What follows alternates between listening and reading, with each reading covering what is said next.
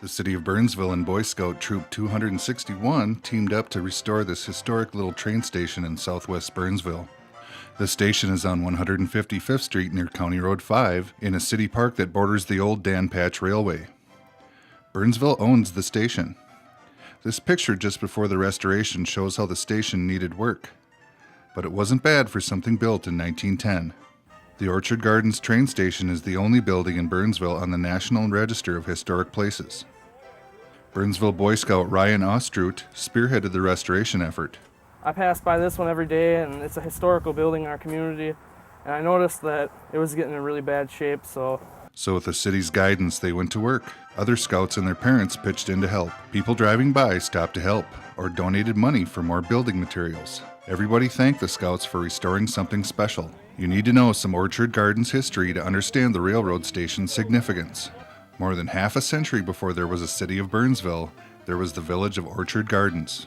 In 1910, people lived on 5 to 10 acre hobby farms in Orchard Gardens. True to the name, they had planted fruit orchards and vegetable gardens. They shipped their fruit and produce to Minneapolis on the same railroad they all rode. This is one of the passenger cars they boarded at the Dan Patch Railroad Station. Orchard Lake Elementary is the descendant of the original village school. It's in Lakeville, along with about half of the original village. Burnsville and Lakeville townships divided the village when it went bankrupt in the late 1920s. But the cohesive rural character of the community endures.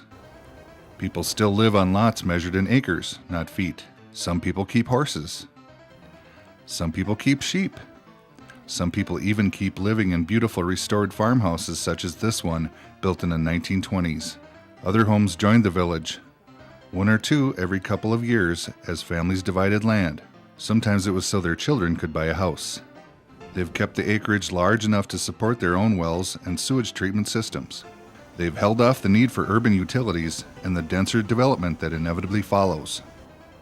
So for now, Scenic Lane is still a scenic lane that winds through the woods.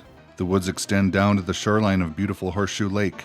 Most Burnsville residents don't know a place like this still exists in Burnsville, yet it's just 2 miles from Burnsville Center, and the lake was well known to people riding the railroad. The tracks split the lake exactly in half.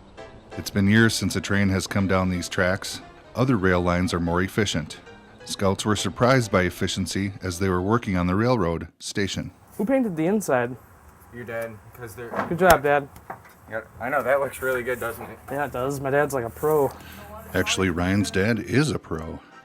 Jim Ostruth is a carpenter who owns his own building and remodeling business. So he was a great resource for the scouts on this project. Ostruth has guided them before as the troop scoutmaster.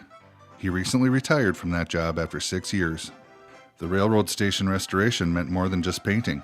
Volunteers replaced rotted wood literally from the ground up. Ryan's favorite part of that job? Smashing it in with the sledgehammer, that board in there so I could jack up the wall. It was great.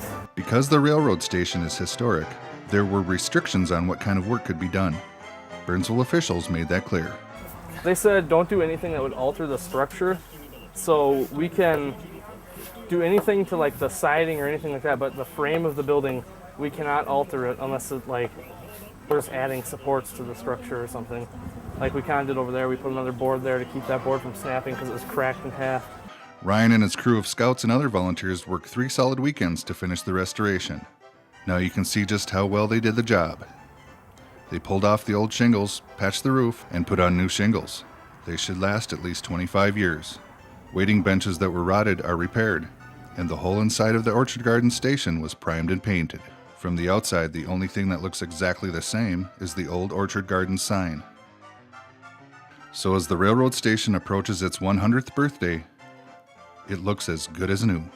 A lot of people are really proud of this building.